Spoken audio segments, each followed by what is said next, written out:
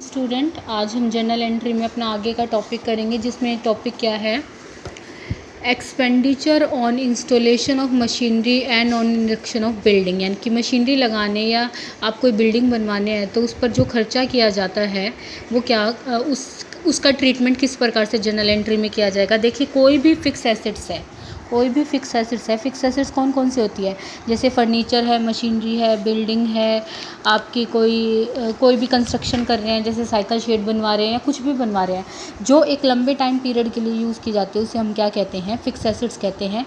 इसके ऊपर जो भी एक्सपेंसेस किया जाएगा, एक्सपेंसेस का मतलब फॉर एग्जांपल एक मशीनरी ली है, ठीक है।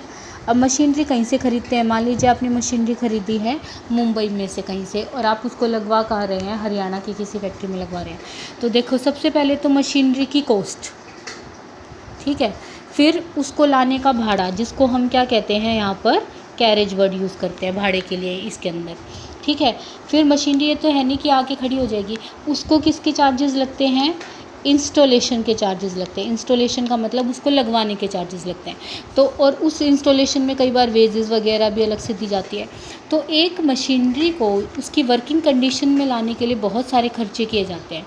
जैसे मान लीजिए वो 5 लाख की मशीन थी, ठीक है, उसका 20,000 रुपये क्या लग गया, भाड़ा लग गया।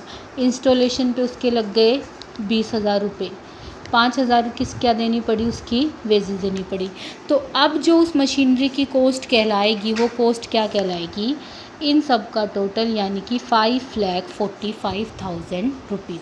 जैसे अगर मशीनरी ख़रीदते होते तो आपने अभी तक एंट्री क्या करी थी, मशीनरी टू कैश 5 लाख रुपए कर देते थे।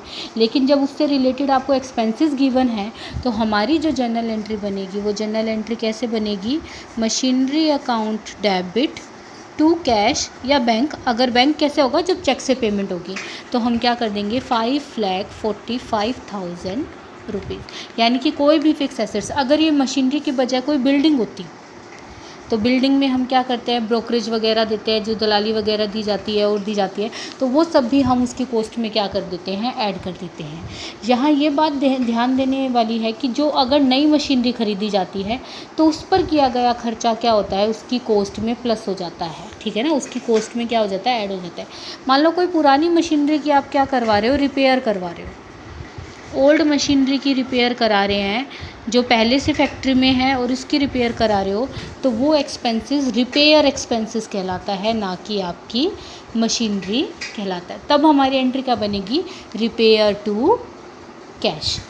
और एक और जो इसमें पॉइंट है, मान लीजिए आपने कोई सेकंड हैंड मशीनरी ख़रीदी है, होता है ना, कई बार सेकंड हैंड मशीनरी ख़रीदते हैं, तो है तो वो सेकंड हैंड मशीनरी, लेकिन हमारी फर्म के लिए, हमारे बिज़नेस के लिए वो क्या है, नई मशीनरी है।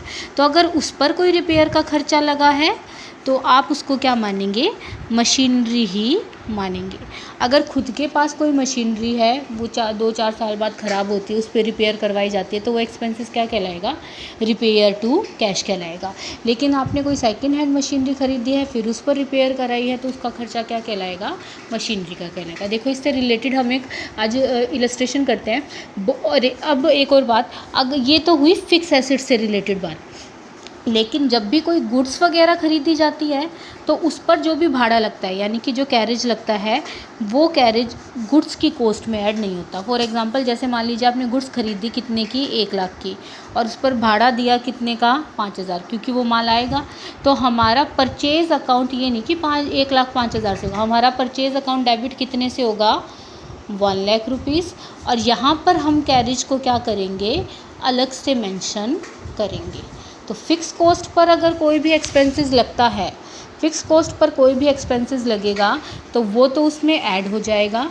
लेकिन अगर आप कोई गुड्स वगैरह ख़रीदते हैं, उस पर कोई भाड़ा वगैरह देते हो, तो वो क्या लिखा जाता है, आपका अलग से शो किया जाता है। अब इससे रिलेटेड एक हम इलस्ट्रेशन कर लेते हैं आज। देखिए, आपकी फ़र्स्ट है, bought goods from Nilesh cash 50,000 and also paid 1,000 for his carriage. यानी कि नीलेश से क्या करी है, गुड्स परचेज़ करी है फॉर कैश, और उसके लिए क्या दिया है, कैरेज पे किया है 1,000 रुपये का। तो देखो, आपकी जो जर्नल एंट्री बनेगी वो क्या बनेगी, परचेज़ अकाउंट डेबिट 1 लाख रुपये, कैरेज अकाउंट डेबिट 1,000, और कैश में आ जाएंगे 1,01,000 रुपये, ठीक है। इसके बाद क्या है, paid to Sita 9,500 in full settlement of her dues 10,000, यानी कि सीता को पे कितने करे हैं, 9,500 पे करे हैं in full settlement of his dues. हमें उसको देने कितने थे, 10,000, और हमने उसको दिए कितने हैं, 9,650। तो 350 का यहाँ पर क्या हो गया है, आपका डिस्काउंट हो गया है। तो हमारी जो एंट्री बनेगी वो जनरल एंट्री क्या बनेगी, देखिए हमारी जनरल एंट्री बनेगी सीताज कैपिटल अकाउंट डेबिट, कितने का था सीता का कैपिटल अकाउंट, 10,000, टू कैश की पेमेंट करी है 9,650, टू डिस्काउंट रिसीव्ड, क्योंकि यहाँ पर डिस्काउंट क्या हो रहा है, आपको मिल रहा है, ठीक है। इसके बाद देखिए जो अभी करवाया मैंने, purchase a machinery by giving a cheque of 3 lakh and paid 25,000 in cash as basis for its installation. देखो मशीनरी की पेमेंट 3 लाख तो करी है किससे, चेक से, और 25,000 किससे दिए हैं, कैश में। तो आपकी एंट्री क्या बनेगी, मशीनरी अकाउंट डेबिट, कितने रुपए से डेबिट होगा मशीनरी अकाउंट, 3,25,000 से, क्योंकि हम उसकी कॉस्ट में ऐड कर देंगे। जो 3 लाख रुपए चेक से दिए हैं वो तो लिखोगे बैंक में, और जो कैश में दिए हैं 25,000 वो कहाँ लिख दोगे, टू कैश करके, ठीक है। अब देखिए इससे अगली एंट्री क्या है, ब्रिक्स है 15 लाख, ब्रिक्स का मतलब ईंट, टिम्बर है 10 लाख का, ठीक है, यानी कि लकड़ी, purchase for construction of building और पेमेंट मेड बाय चेक, ये बिल्डिंग के लिए खरीदी है। तो ये दोनों अकाउंट आपकी किसके लिए डेबिट हो जाएंगे, बिल्डिंग के लिए। तो आपकी एंट्री बनेगी building account debit to bank 25 lakh रुपए से। अब देखिए परचेज एंड ओल्ड मशीनरी, देखिए जो मैं सेकेंड हैंड मशीनरी के लिए बता रही थी, purchase and old machinery 1 lakh, spend 5,000 for its garage and 20,000 for immediate repair. आपने पुरानी मशीनरी खरीदी है लेकिन तुम्हारे लिए वो तो नहीं है ना, तो हमारी जो जनरल एंट्री बनेगी वो किसके नाम से बनेगी, मशीनरी अकाउंट डेबिट से ही बनेगी।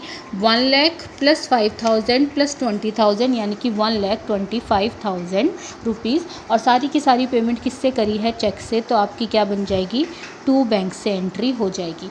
और लास्ट है पे 2,500 for repairing of office furniture.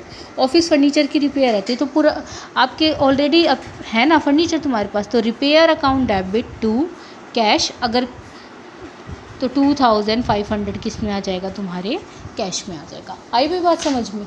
अब देखिए इससे अगला जो इलस्ट्रेशन है, वो जो एंट्री चेंज है वो एक मैं बताती हूँ। इसके अंदर देखिए परचेज बिल्डिंग 2 लाख, पे 2% ब्रोकरेज, ब्रोकरेज का मतलब होता है दलाली, ऑन इट्स परचेज 24,000 उसके रजिस्ट्री के चार्जेस लगे हैं। जो बिल्डिंग की पेमेंट है वो तो करी है चेक से, और जो ब्रोकरेज और रजिस्ट्रेशन की पेमेंट करी है वो किस में करी है, कैश में। सबसे पहले बिल्डिंग कितने की है, 2 लाख, 2 लाख का 2% कितना हो जाएगा तुम्हारे पास, 4,000 हो जाएगा। 4,000 तो किसका खर्चा हो गया, ब्रोकरेज का, 24,000 रजिस्ट्रेशन का। तो टोटल बिल्डिंग तुम्हें कितने की पड़ेगी, 2,28,000 रुपीज़ की पड़ेगी। जो बिल्डिंग की पेमेंट करी है वो तो करी है 2 लाख रुपए चेक से, और जो बाकी पेमेंट करी है 28,000 रुपये, 24 + 4 वो करी है कैश से, ठीक है। तो ये 2 क्वेश्चन आप कर सकते हैं। एडवर्टीजमेंट इन हिंदू टाइम्स, तो ये एडवर्टीजमेंट अकाउंट डेबिट होगा। ए रिसीव और 2,500 rent for proportion of building, तो ये रेंट रिसीव्ड होगा। बाकी आप ये क्वेश्चन कर सकते हैं, ठीक है।